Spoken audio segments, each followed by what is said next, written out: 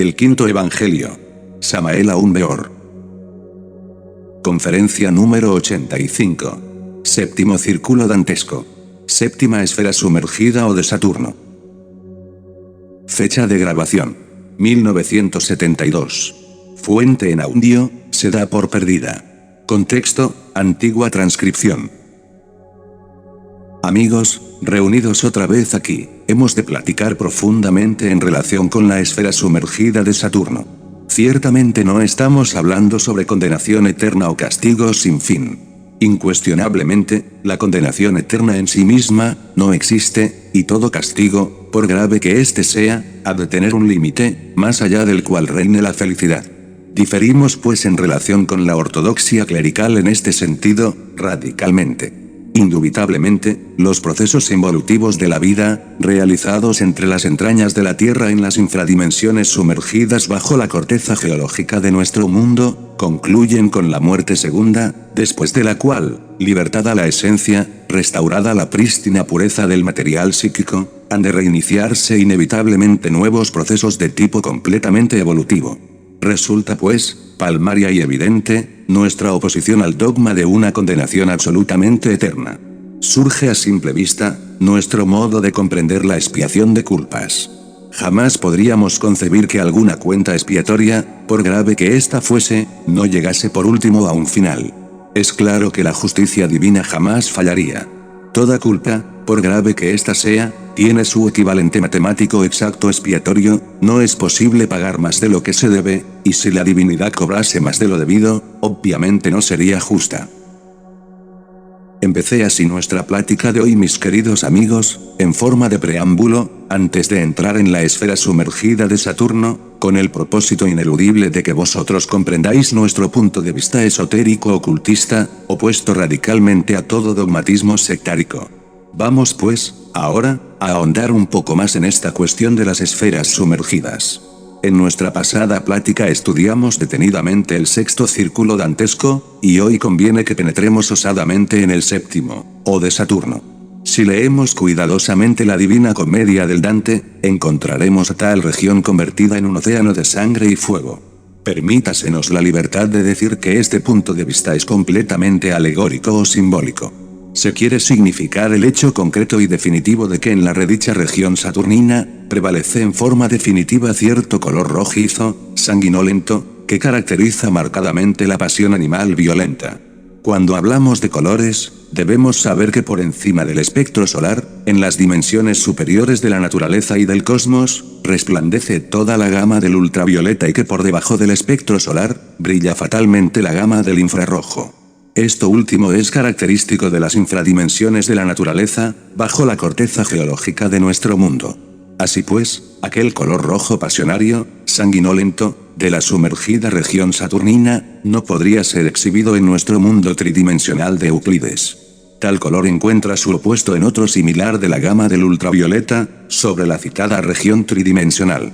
Resulta interesante saber que todo aquel que ingresa al séptimo círculo dantesco, lleva en su aura radiante el redicho color sangre abominable, que lo hace ciertamente afín con esa zona sumergida de nuestro planeta Tierra.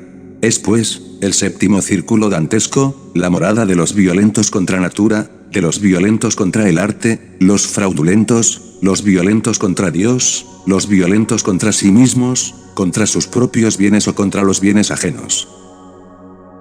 Moviéndome con el cuerpo astral, en forma consciente y positiva en esta región sumergida, pude evidenciar la violencia reinante, en tan espantosa zona de amarguras.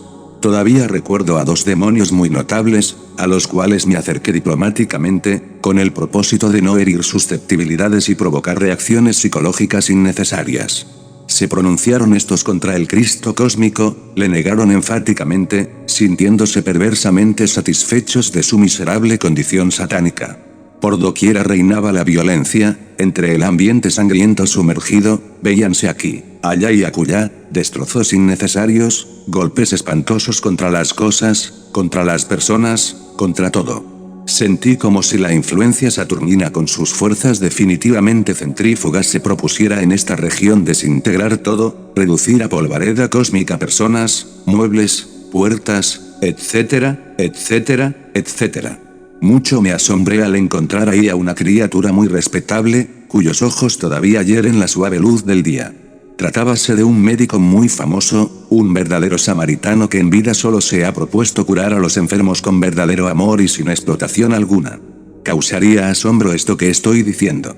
Muchos podrían objetar diciéndome, ¿cómo es posible que siendo uno bueno vaya a dar a la región de los malos? También podríase argumentar sobre la cuestión esta de la vida y de la muerte. Aquel buen señor de Marras, obviamente, aún vive, todavía alienta bajo el sol. Entonces, ¿por qué mora en el séptimo círculo dantesco? Es necesario dar respuesta a tales enigmas, aclarar, indagar con precisión, inquirir, investigar.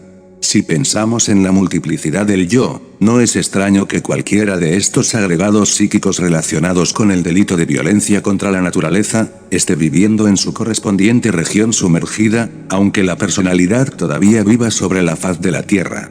Obviamente, si este doctor no disuelve el yo pluralizado, habla de descender con la oleada involutiva entre las entrañas del mundo, para resaltar muy especialmente en el séptimo círculo dantesco, hay mucha virtud en los malvados y hay mucha maldad en los virtuosos. Concluido el ciclo de las 108 existencias que se le asignan a toda alma sobre la faz de la Tierra, es incuestionable que se desciende con la oleada involutiva, aun cuando se tengan hermosas virtudes. No está de más que recordemos ahora a Brunetto Latini, aquel noble señor que con tanto amor enseñara al Dante florentino, el camino que conduce a la inmortalidad del hombre. Noble criatura sumergida en aquel abismo por el delito de violación contra natura. Pregunta. Maestro, ¿podría explicarnos cuándo cometemos el delito de violencia contra natura? Respuesta del maestro Samael. Con el mayor placer me apresuro a dar respuesta a la dama que ha hecho la pregunta. Existe violencia contra natura cuando violentamos los órganos sexuales. Existe tal delito cuando el hombre obliga a su mujer a efectuar la cópula, no estando ella en disposición de hacerlo. Existe tal delito cuando la mujer obliga al hombre a efectuar la cópula, no hallándose éste en disposición de hacerlo. Existe tal delito cuando el hombre se auto-obliga violentándose a sí mismo, para efectuar el coito, no encontrándose su organismo en condiciones aptas para ello. Existe tal delito cuando la mujer se auto-obliga para efectuar la cópula, no hallándose su organismo en condiciones realmente favorables.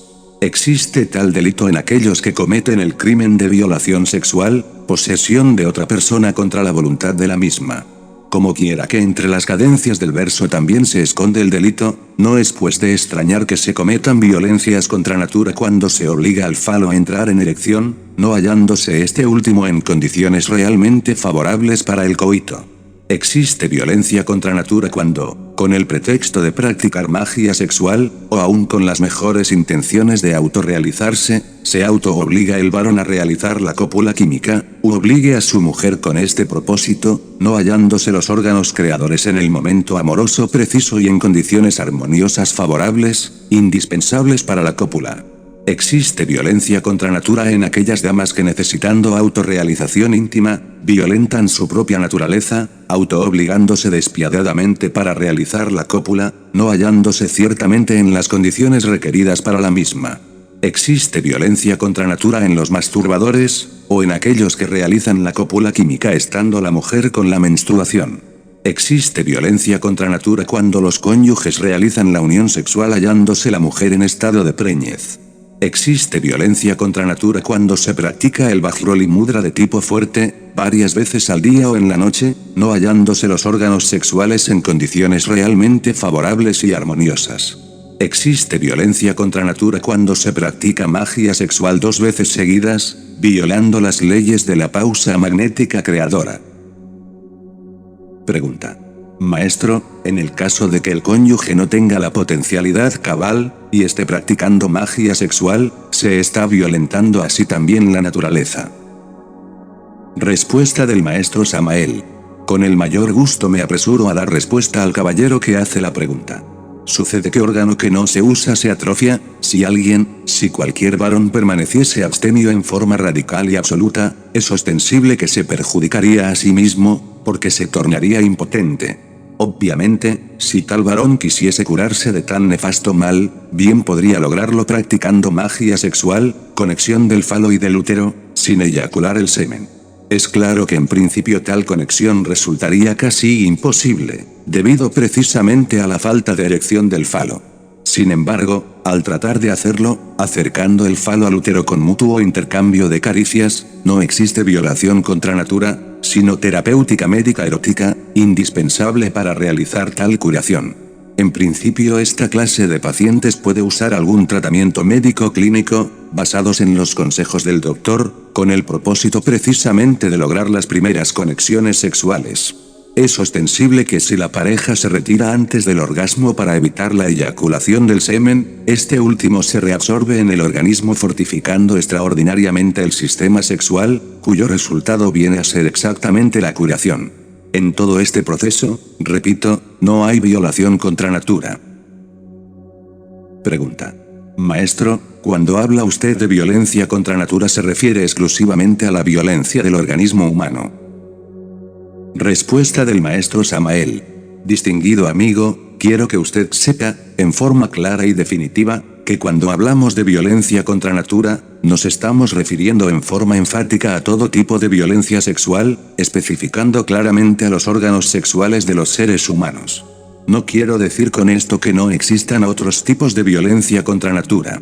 Si alguien obligase, por ejemplo, a las criaturas inferiores de la naturaleza a efectuar cópulas artificiosas violentando el libre albedrío, existiría violencia contra natura. Si alguien inseminase artificialmente a los animales, como es costumbre hoy en día, existiría violencia contra natura.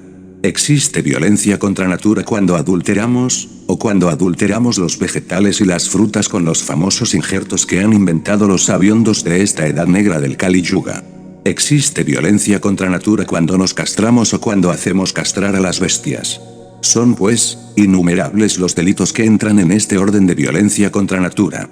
Oh, amigos, caballeros y damas que me escuchan, gentes que reciban este mensaje de Navidad de 1973 a 1974, recordad que entre el incienso de los templos también se esconde el delito, entre los bellos cuadros que el pintor plasma en sus telas, también se esconde el delito, entre las más deliciosas armonías con que el músico nos deleita aquí en este planeta Tierra, también se esconde el delito, que entre el perfume de la plegaria que susurra deliciosa en los templos, también se esconde el delito. El delito se viste de santo, de mártir, de apóstol, y aunque parezca increíble, se disfraza con vestiduras sacerdotales y oficia en los altares.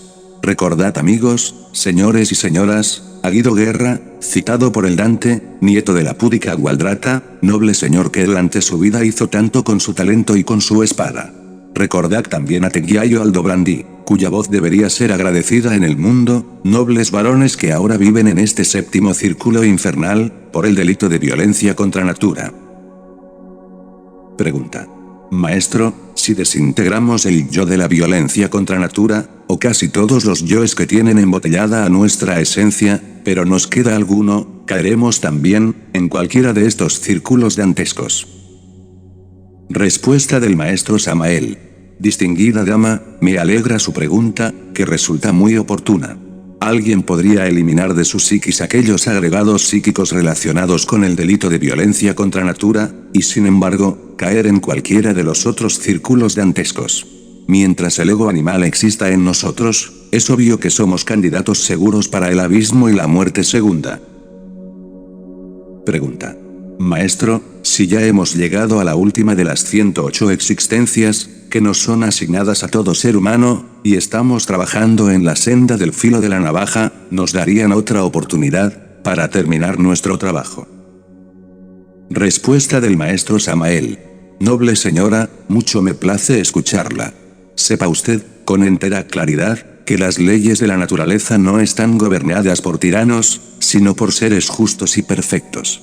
Si alguien, a pesar de haber cumplido su ciclo de 108 existencias, entra por la senda del filo de la navaja y desencarna hallándose en el real camino, obviamente será ayudado asignándosele nuevas existencias con el propósito de que logre su autorrealización íntima, mas si se desviara del camino secreto, si renegara, si no disolviese el ego y reincidiese en sus mismos delitos, inevitablemente caería en el abismo de perdición.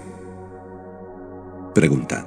Por lo antes expuesto en el curso de esta conferencia, llego a la conclusión de que una vez que involucionamos en los abismos atómicos de la naturaleza, somos realmente habitantes de todos los círculos dantescos de nuestro organismo planetario. ¿Estoy en lo correcto, maestro? Respuesta del maestro Samael. Quiero decir al señor que hace la pregunta, que ciertamente está en lo justo. Cuando alguien ingresa en la involución sumergida de la naturaleza, desciende en el tiempo, lentamente, de círculo en círculo, resaltando muy especialmente en aquella zona donde específicamente se encuentre su peor delito. Pregunta. Maestro, ¿qué nos dice usted de los homosexuales y lesbianas? Estos cometen violencia contra natura. Respuesta del maestro Samael. Distinguido señor, su pregunta me parece bastante interesante. Es urgente comprender que homosexuales y lesbianas se sumergen inevitablemente en el séptimo círculo dantesco de Saturno, precisamente por el delito de violencia contra natura. Quiero que ustedes comprendan que esta clase de degenerados, enemigos del tercer logos, son realmente casos perdidos, semillas que no germinan. Pregunta. Maestro, ¿las lesbianas y los homosexuales vienen así por ley kármica, o tiene alguna relación el engendro de esos hijos como hereditarios? ¿Cuál de los dos factores impera? Respuesta del maestro Samael. Escucho la pregunta que hace un misionero gnóstico internacional, aquí en la sede patriarcal del movimiento gnóstico en la Ciudad de México.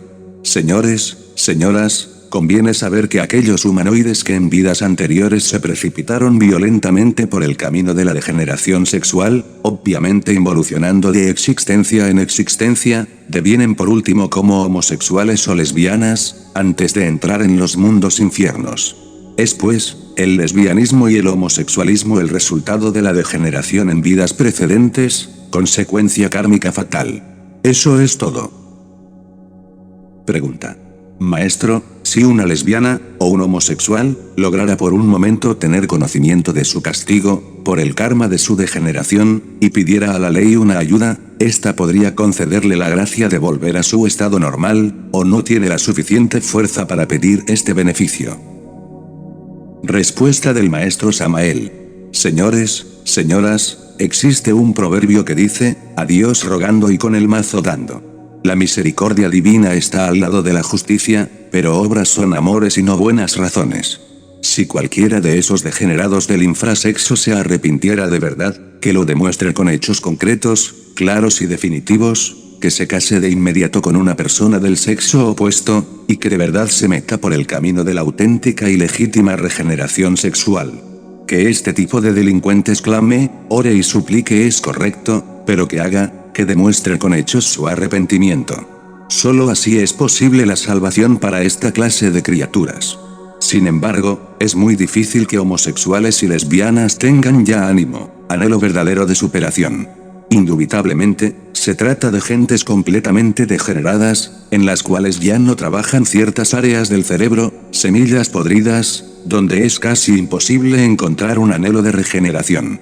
Algunos sujetos de esta clase han hecho de su delito una mística disfrazada con ropaje de santidad. Estos últimos exponentes de la podredumbre humana, son todavía peores y más peligrosos. No debemos pues forjarnos ilusiones sobre esas personas, son casos perdidos, abortos de la naturaleza, fracasos rotundos. Pregunta. Maestro, según eso, quienes rechazan el sexo opuesto, ¿tienen perdida toda esperanza de realización, o queda alguna puerta abierta? Respuesta del maestro Samael. Distinguido amigo, escuche, el infrasexualismo está simbolizado en la cábala antigua por las dos mujeres de Adán, Lilith y Nahema. Lilith en sí misma, alegoriza francamente lo más monstruoso de la degeneración sexual. En la esfera de Lilith, hallamos a muchos ermitaños, anacoretas, monjes y monjas enclaustradas que odian mortalmente el sexo.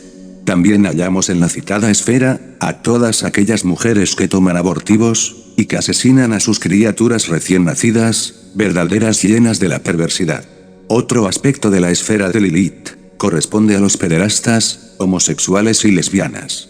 Incuestionablemente, tanto los que rechazan el sexo violentamente, como los que abusan de él cayendo en el homosexualismo y en el lesbianismo, son casos perdidos, criaturas terriblemente malignas, para esta clase de entes todas las puertas están cerradas, menos una, la del arrepentimiento. La esfera de Nájema está representada por otro tipo de violentos contra natura, los fornicarios irredentos, los fornicarios de la abominación, etc., personas que se hallan muy bien definidas en el tipo Don Juan Tenorio, o Casanova, y hasta el tipo Diablo, que es lo peor de lo peor. Señores y señoras, continuemos ahora hablando un poco sobre la violencia contra Dios. Al llegar a esta parte de nuestra plática, quiero recordar a Capaneo, el anciano de Creta, uno de los 7 reyes que sitiaron a Tebas, y que ahora vive en la 7ª zona sumergida o de Saturno, bajo la corteza geológica de nuestra Tierra. El Dante florentino, discípulo de Virgilio el gran poeta de Mantua, en su Divina Comedia, cita este caso terrible relacionado con tal tema particular. Aquella sombra, gritó, tal cual fui en vida, soy después de muerto. Aun cuando Júpiter cansara a su herrero, de quien tomó en su cólera, el agudo rayo que me hirió en el último día de mi vida, aun cuando fatigara uno tras otro a todos los negros obreros del Mongibello, gritando, ayúdame, ayúdame, buen Vulcano. Según hizo en el combate de Flegra, y me asaeteara con todas sus fuerzas, no lograría vengarse de mí cumplidamente. La soberbia, y el orgullo de los violentos contra lo divinal, es en la 7ª infradimensión sumergida la peor tortura. Existe violencia contra la divinidad, cuando no obedecemos las órdenes superiores, cuando atentamos contra nuestra propia vida, cuando blasfemamos iracundos. Existen muchos modos sutiles de violencia contra lo divinal. Indubitablemente, el violento contra Dios es el que no quiere nada con asuntos místicos o espirituales, el que supone que puede existir sin la misericordia divina, y que en el fondo de su alma se subleva contra todo aquello que tenga olor a divinidad. Existe violencia contra Dios en aquel sujeto autosuficiente que sonríe estúpidamente y en forma escéptica cuando escucha asuntos que en alguna forma tengan que ver con los aspectos espirituales de la vida. Existe violencia contra Dios en los bribones del intelecto, en esos sabiondos que le niegan toda posibilidad espiritual al hombre, en esos que creen haber monopolizado el saber universal, en los dechados de sabiduría, en los ignorantes ilustrados que no solamente ignoran, sino, además, ignoran que ignoran, en los iconoclastas que hacen mesa rasa cuando analizan principios religiosos, pero que dejan a sus secuaces sin una nueva base espiritual. Existe violencia contra Dios en los marxistas-leninistas, pseudo-sapientes que le han quitado a la humanidad los valores espirituales. Me viene a la memoria en estos momentos, un encuentro en los mundos sumergidos con Carlos Marx. Lo encontré en esas regiones tenebrosas. Aquel sujeto había despertado en el mal y para el mal, sin embargo, era un bodhisattva caído. Le seguía Lenin, como una sombra nefasta, inconsciente, profundamente dormido. Interrogué a Marx con las siguientes palabras: hace ya muchos años usted desencarnó, su cuerpo se volvió polvo entre la sepultura y sin embargo, lo encuentro vivo en estas regiones. Entonces, ¿en qué quedó su dialéctica materialista? Aquel sujeto, mirando el reloj de pulso que llevaba en la muñeca, no se atrevió a darme respuesta alguna, dio la espalda y se retiró, pero a los pocos metros de distancia, lanzó una carcajada sarcástica, horripilante. Mediante la intuición logré capturar la esencia viva de tal carcajada, en ella estaba la respuesta que podríamos resumir con la siguiente frase: esa dialéctica no fue más que una farsa, un platillo para engañar incautos. Es curioso saber, que cuando Carlos Marx desencarnó, recibió honras fúnebres religiosas de gran rabino. En la primera internacional comunista, Carlos Marx se puso de pie diciendo: señores, yo no soy marxista. Hubo entonces asombro entre los asistentes, gritos, alaridos y de ello nacieron muchas sectas políticas, bolcheviques, mencheviques, anarquistas, anarcosindicalistas, etcétera, etcétera. Así pues, resulta interesantísimo saber que el primer enemigo del marxismo fue Carlos Marx. En una revista de París podemos leer lo siguiente: mediante el triunfo del proletariado mundial crearemos la República Socialista Soviética Universal, con capital en Jerusalén, y nos adueñaremos de todas las riquezas de las naciones para que se cumplan las profecías de nuestros santos profetas del Talmud. Ciertamente, estas no pueden ser frases de un materialista, ni de ningún ateo. Marx era un fanático religioso judío. No quiero ahora en esta plática criticar asuntos políticos, me estoy refiriendo en forma enfática a cuestiones esencialmente ocultistas. Carlos Marx, movido ciertamente por el fanatismo religioso, inventó un arma destructiva para reducir a polvareda cósmica a todas las religiones del mundo.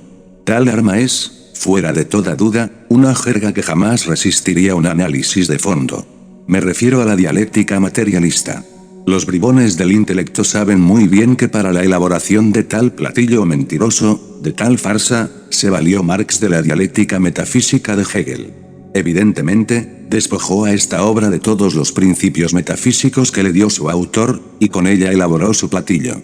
No está de más repetir en esta plática, que Marx, como autor de tal mentira, de tal farsa, de tal dialéctica comunistoide, no creyó jamás en ella, y por eso no tuvo ningún inconveniente en confesar su sentir en plena asamblea exclamando, señores, yo no soy marxista. Indubitablemente este señor, solo cumplió con uno de los protocolos de los sabios de Sion, que dice, no importa que nosotros tengamos que llenar el mundo de materialismo y de repugnante ateísmo, el día que nosotros triunfemos, enseñaremos la religión de Moisés universalmente, codificadamente y en forma dialéctica, y no permitiremos en el mundo ninguna otra religión. No quiero con esto condenar a ninguna raza en particular, estoy aludiendo, francamente, a algunos personajes semitas con planes maquiavélicos. Esos son los Marx, los Lenin, los Stalin, etcétera, etcétera, etcétera. Desde un punto de vista rigurosamente ocultista, pude evidenciar que el citado Bodhisattva caído, luchó por la divinidad a su modo, usando un arma astuta para destruir a las demás religiones. Marx fue un sacerdote, un rabino de la religión judía, fiel devoto de la doctrina de sus antepasados. Lo que sí asombra, es la credulidad de los necios, que creyéndose eruditos, caen en la trampa escéptica puesta por Carlos Marx. Estos ingenuos de la dialéctica materialista marxista-leninista, obviamente se tornan violentos contra la divinidad, y por tal motivo ingresan al séptimo círculo dantesco. Pregunta. Venerable maestro, en la orden masónica a que pertenezco, se dice que la religión ayuda al hombre a bien morir, y que la masonería ayuda al hombre a bien vivir, por lo tanto, creo yo que la mayoría de los masones que conozco desconocen lo que es la religión, y la confunden con algo totalmente negativo. Ya que estamos tratando sobre la violencia contra Dios, quisiera usted darnos el concepto correcto de lo que significa religión. Respuesta del maestro Samael. Buen amigo que hace la pregunta, estimado señor, personas que me escuchan, religión viene de la palabra latina religare, que significa volver a ligar el alma con Dios. La masonería no es propiamente una religión, es más bien una confraternidad de tipo universal. Sin embargo, sería muy recomendable el que esa benemérita institución estudiase la ciencia de la religión. En modo alguno sugerimos que alguien se afilie a tal o cual escuela, cada cual es libre de pensar como quiera. Nosotros solo nos limitamos a aconsejar el estudio de la ciencia de la religión. Esta última es precisamente gnosticismo en su forma más pura, sabiduría de tipo divinal, esoterismo analítico profundo, ocultismo trascendental. Pregunta. Permítame insistir, querido maestro, ya que he escuchado en alguna plática dentro de la enseñanza gnóstica, que el universo fue creado por 7 logias masónicas, y esto indudablemente ligó a la masonería primigenia con el Padre, razón por la cual tengo el concepto de que en síntesis, la masonería es el común denominador de todas las religiones, y por lo tanto procede de la gnosis. Quisiera usted aclararme esto. Respuesta del maestro Samael. Estimable señor, aquellos que hayan estudiado profundamente la masonería de Unragon, o de Leadbeater, saben muy bien que la masonería esotérica, oculta, existió no solamente bajo los pórticos del Templo de Jerusalén, sino también en el antiguo Egipto y en la sumergida Atlántida. Desafortunadamente, esa honorable institución entró en el círculo involutivo, descendente, con la edad del Kali Yuga o edad de hierro, en que actualmente nos encontramos. Sin embargo, es ostensible que en la futura sexta gran raza tendrá una brillante misión que cumplir, precisamente cuando resuciten las poderosas civilizaciones esotéricas del pasado. No negamos el origen divinal de tal institución. Ya sabemos que los 7 cosmocratores oficiaron con liturgia santa en el amanecer del gran día, cuando fecundaron la materia caótica para que surgiera la vida. De siglo en siglo, a través de las distintas rondas cósmicas, los talleres se fueron volviendo cada vez más y más densos, hasta llegar por último al estado en que actualmente se encuentran. Nosotros recomendamos a los hermanos masones, estudien a fondo el esoterismo de Salomón, y la sabiduría divina de la tierra de los faraones.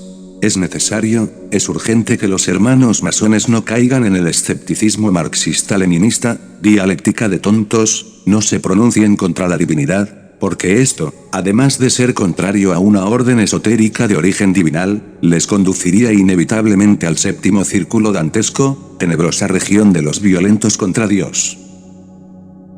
Pregunta. Venerable maestro, ¿cómo se cataloga el caso concreto de algunos gnósticos, que creyendo estar identificados con la doctrina del Cristo, también están identificados con la parte opuesta que es el ateísmo marxista? Respuesta del maestro Samael. Distinguido caballero, sucede que no dejan de existir en las corrientes de tipo ocultista o esotérico, algunos elementos sinceros que anhelan de verdad trabajar por un mundo mejor.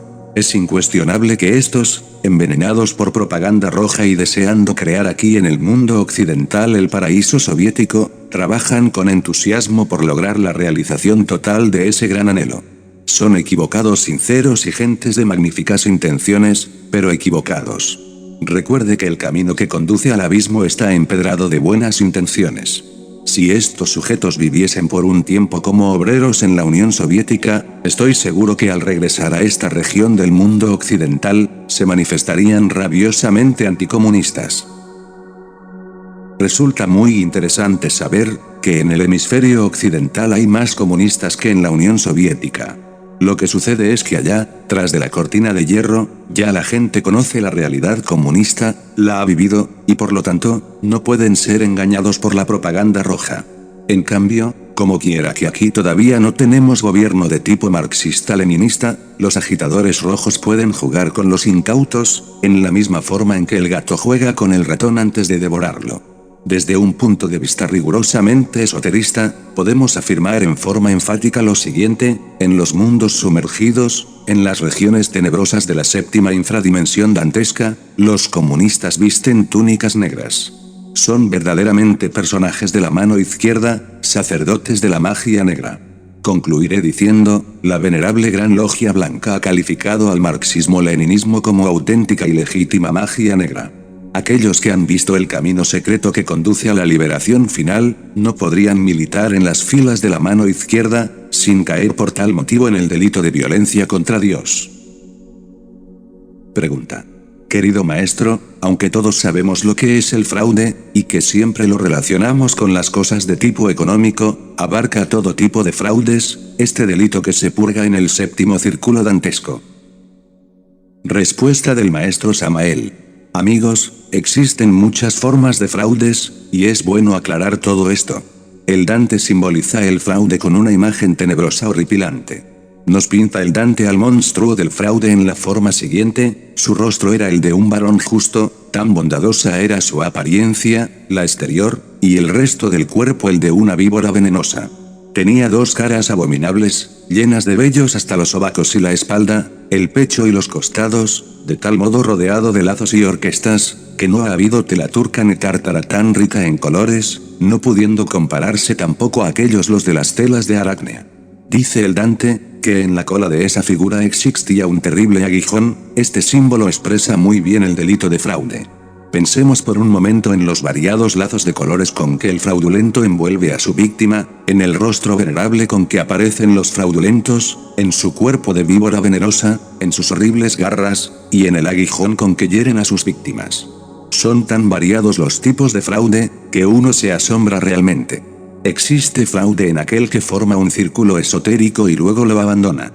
Existe fraude en aquel que abre un lumicial y luego lo desconcierta con sus delitos, ya enamorando a la mujer ajena, ya seduciendo con el propósito de practicar magia sexual, adulterando a escondidas, deseando a la Isis del templo, explotando a los hermanos del santuario, prometiendo lo que no puede cumplir, predicando lo que no practica, haciendo lo contrario de lo que enseña, escandalizando, bebiendo alcohol ante el asombro de los devotos, etcétera, etcétera, etcétera.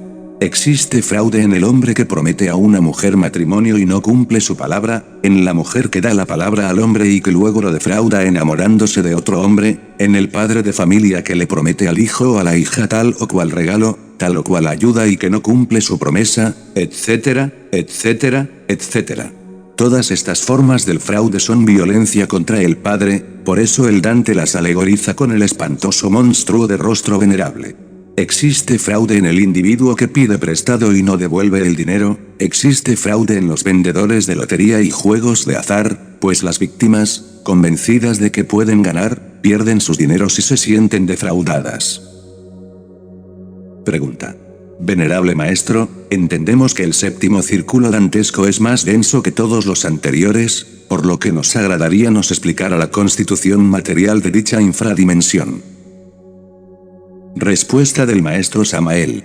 Amigos, la séptima región sumergida o de Saturno, es de una densidad material que asombra, pues cada átomo en esa región sumergida, posee en su vientre 672 átomos del absoluto. Obviamente, este tipo específico de átomos es demasiado pesado, y por tal motivo la séptima región sumergida resulta demasiado grosera y dolorosa. Como quiera que igual número de leyes, 672, gobiernan esa tenebrosa zona sumergida bajo la corteza geológica de nuestro mundo, la vida se torna ahí insoportable, dificilísima, terriblemente complicada y espantosamente violenta. Pregunta. Maestro, desearía saber si el elemento, o elementos en que se mueven los habitantes de dicho círculo, tampoco es visto por ellos, y si creen que también van muy bien. Respuesta del maestro Samael. Honorables amigos, quiero que sepan que esa región cavernaria de nuestro planeta es una mezcla de mineral y fuego. Sin embargo, ahí las llamas solo se conocen por sus efectos, por la violencia, por los rudos golpes instintivos y brutales, etc. Repito lo que antes dijera al principio de esta plática, lo que el Dante simbolizara con sangre, es exclusivamente el color sanguinolento de la violencia sexual en el aura de los perdidos, y en la atmósfera infrahumana de esa zona. Indubitablemente, jamás pensaría un habitante de esa saturnina región de sí mismo algo malo. Ellos suponen siempre que marchan por el camino de la rectitud, y de la justicia. Algunos de estos saben que son demonios, mas se autoconsuelan con la idea de que todos los seres humanos lo son. Empero estos que no ignoran que son demonios, nunca admitirían la idea de que son malos, pues ellos creen con firmeza ser personas de bien, justos y rectos. Si alguien les increpara por sus delitos, si les amonestaran, si les llamaran al arrepentimiento, se sentirían ofendidos, calumniados y reaccionarían con actos de violencia.